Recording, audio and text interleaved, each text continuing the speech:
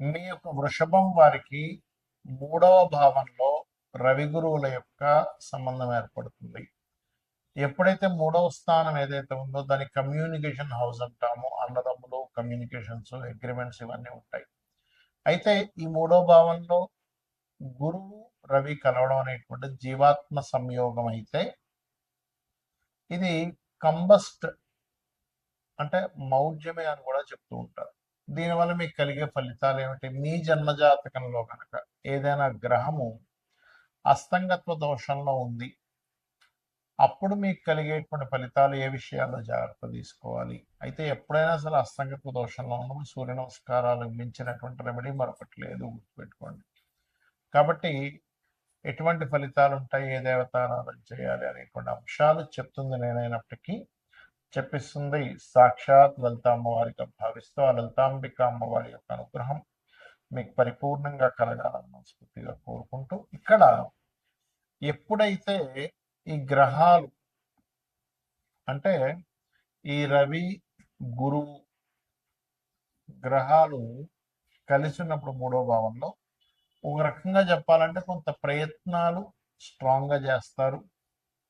కొంచెం మీరు విన్నటువంటిది మీకు మీ మనసుకి ఇన్నర్ మైండ్లో అనిపించినట్టు నిజం కూడా అవుతూ ఉంటాయి.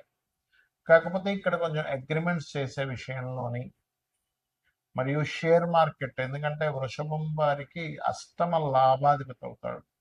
ఆకస్మికంగా మనకి ఏదో ఇది కలిసి వస్తుందని ఇలా ధనం కడుతూ ఉంటాం, మధ్యవర్తిత్వంగా ఉంటూ ఉంటాం.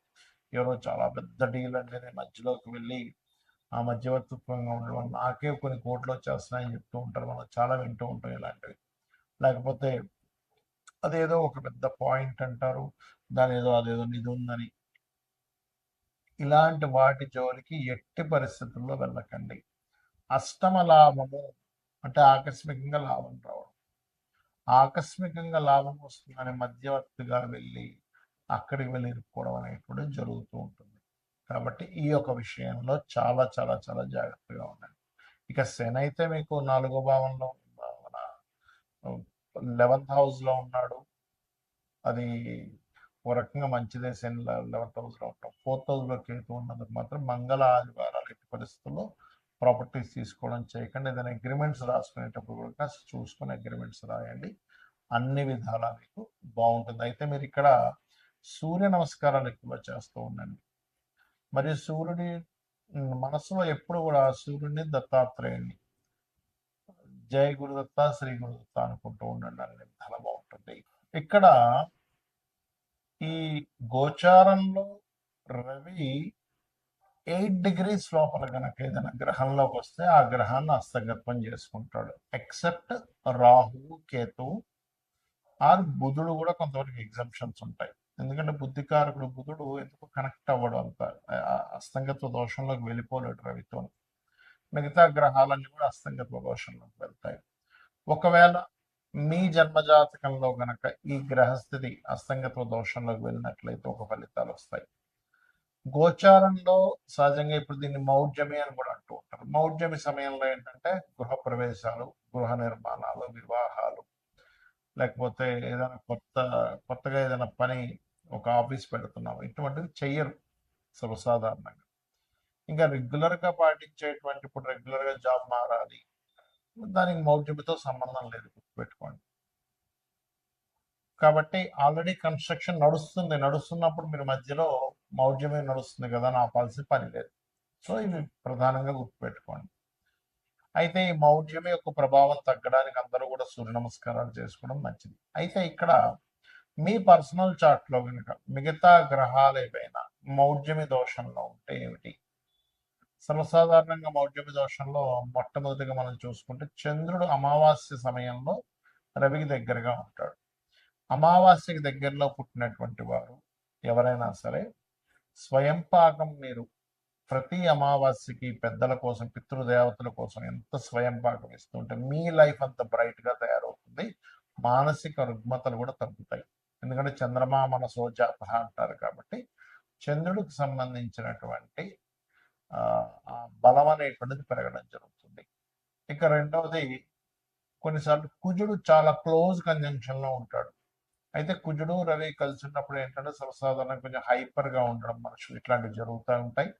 కాకపోతే ఈ కుజుడు ఎవరికైనా రవికి చాలా దగ్గర డిగ్రీల్లో 8 డిగ్రీల లోపల కనుక ఉన్నట్లయితే మీరు ఏదైనా పొలాలు కానీ స్థలాలు కానీ ఏదైనా మిషనరీస్ కానీ కొనుగోలు చేసేటప్పుడు కొంచెం ఆ రవి మహాదశలు కానీ కుజుడు మహాదశలు కానీ రవి కుజ అంతర్దశలు కానీ జరిగేటప్పుడు ఎట్టి పరిస్థితుల్లో తీసుకోకూడదు. అందులో ప్రత్యేకంగా మీకు ఇది 4వ భావ సంబంధం వస్తే మరింత జాగ్రత్తగా ఉండాలి. ఎందుకంటే 4వ భావంలో ఏదైనా గ్రహం కంబస్ట్ అయినా కూడా ఆ పర్టికులర్ మహాదశలు అంతర్దశలు వచ్చేటప్పుడు ప్రాపర్టీస్ తీసుకోవడము. అయితే ఇక్కడ గ్రహం బట్టి కూడా ఉంటుంది. ఇప్పుడు చతుర్థ స్థానంలో బుధుడు కంబస్ట్ అయ్యాడు అంటే బుధుడు పెద్దగా కవ్వడం చెప్పాను. శుక్రుడు అయ్యాడు ఉదాహరణకి. అప్పుడు గృహ నిర్మాణం చేస్తున్నాం లేదా ఫ్యాషన్ రిలేటెడ్ సంబంధించింది ఏదైనా మీరు కోర్స్ చేస్తున్నారు, అది అప్పుడు ఇబ్బంది అనమాట. ఆ రకంగా ఒక్కొక్క గ్రహం కనుక చూసుకున్నట్లయితే బుధుడైతే ఎలాగో అవ్వడం చెప్పుకున్నాము. గురువు కనుక కంబస్ట్ అయ్యాడు ఎవరికైనా, అప్పుడు అది పర్టికులర్గా పంచమ స్థానంలో కంబస్ట్ అయ్యాడు. ఆ టైంలో మీరు ఐవీఐలు ఐయుఐలు ఐవీఎఫ్లు ఇలాంటివి చేయించుకుంటున్నారు. సంతానం కలగకపోతే చేయించుకుని ఉంటారు చాలామంది. సో అలాంటివి మీకు మహాదశ అంతర్దశ అంటే రవి అంతర్దశ లేదా రవి మహాదశ గురు అంతర్దశ గురు మహాదశలు నడిచేటప్పుడు ఏమవుతుందంటే సంతానం విషయంలో మీరు వెచ్చించినటువంటి శ్రమ మనీ కానివ్వండి, పడినటువంటి శ్రమ కానివ్వండి, పాపం అక్కడ ఫ్రూట్ఫుల్ అవ్వకుండా ఉంటూ ఉంటుంది. సో గురువు కనుక ఇలా అయినప్పుడు మంత్ర సాధన చేసేవాళ్ళు, ఇంకొంతమంది పాపం గురువు కంబస్ట్లో ఉన్నప్పుడు తెలియక ఆ పర్టికులర్ టైంలో ఉపనయనాది సంస్కారాలు కూడా చేస్తూ ఉంటారు. పర్టికులర్గా ఈ యొక్క గురువు మౌఢ్యంలో ఉన్నప్పుడు ఉపనయనాది సంస్కారాలు కూడా చెయ్యరు. ఎందుకంటే గురువు యొక్క దృష్టి భూమి మీద రవి యొక్క అస్తంగత్వ దోషం మౌఢ్యమి దోషం వల్ల పడట్లేదు. ఆ కిరణాలు పడనప్పుడు అది వేస్ట్ అవుతుంది. అదే రకంగా ఇప్పుడు ఈ గురువు అస్తంగత్వంలోకి లేదా మౌఢ్యమి దోషంలోకి వెళ్ళినందుకు మరలా ఒకసారి మనం ఆల్రెడీ గతంలో చాలాసార్లు చెప్పాము, ఒక 50 సార్లైనా బంగారం అప్ అండ్ డౌన్స్ అవుతూనే ఉంటుందని చెప్పాము. కాబట్టి ఏంటంటే ఈ యొక్క గోల్డ్కి సంబంధించింది ఏదైతే ఉందో ఇది కొంచెం స్ట్రక్ అవ్వడం కానీ కొంచెం అప్ అండ్ డౌన్స్ అవడం ఎక్కువ తీవ్రత చెందుతూ ఉంటుంది ఇక్కడ. ఇక బాగా తగ్గడం లేదా బాగా పెరగడం లాంటివి కూడా జరుగుతాయి ఈ అస్తంగత్వ దోషం వల్ల. ఇక అదేవిధంగా శుక్రుడు ఎవరి జన్మ జాతక చక్రంలో అయినా శుక్రగ్రహం కనుక పర్టికులర్గా సప్తమ స్థానంలో కనుక అస్తంగత్వం అయింది లేదా 12వ స్థానంలో కంబస్ట్ అయింది, గ్రహం కంబస్ట్ అంటారు దాని ఇంగ్లీష్లో, తెలుగులో అయితే అస్తంగత్వ దోషము అంటారు.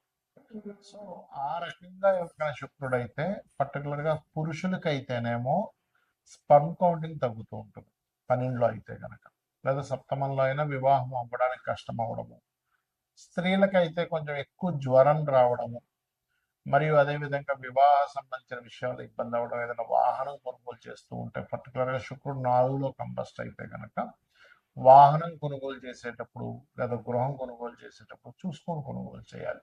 వీలైనంత మట్టుకు వాళ్ళ పేరు మీద వాహనాలు గృహాలు లేకపోవడం మంచిది. ఉదాహరణకు చతుర్థంలో కేతు ఉన్న, చతుర్థ స్థానం పాడైనా, చతుర్థాధిపతి పాడైనా వాళ్ళ యొక్క జీవితంలో వాళ్ళ పేరు మీద వాహనం కానీ గృహం కానీ తీసుకోకుండా ఉంటే వాళ్ళకి చాలా బాగా కలిసి వస్తుంది. అంటే వాళ్ళ జీవిత భాగస్వామి పేరు మీద వాళ్ళ పిల్లల పేర్ల మీద తీసుకోవాలి. అదేవిధంగా శని కనుక బాగా క్లోజ్ కంజంక్షన్స్లో కనుక వెళ్ళిపోయి ఇంకొక పాపగ్రహం కూడా యాడ్ అయితే తల్లిదండ్రులు అంటే తండ్రికి కొడుక్కి వచ్చేటువంటి ఇవి ఇబ్బందులు ఎక్కువ ఎదురవుతూ ఉంటాయి, గుర్తుపెట్టుకోండి. అదొకటి.